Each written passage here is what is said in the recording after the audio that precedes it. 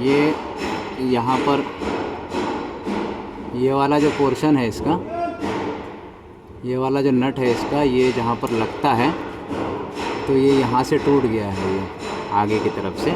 तो जब गाड़ी चल रही है तो ये वाइब्रेशन कर रहा है, ये दोनों आपस में टकरा रहे हैं, जिसकी वजह से गाड़ी में अब नॉर्मल आवाज़ आ रही है। देखिए इसके बीच में गैप जो बन रहा है ये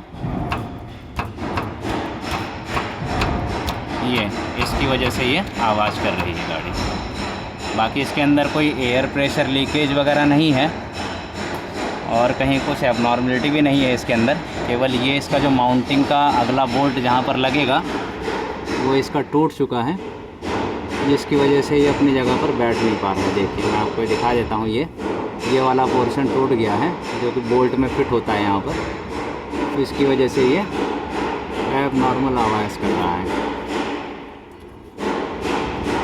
तो इसके बारे में बताइए सर।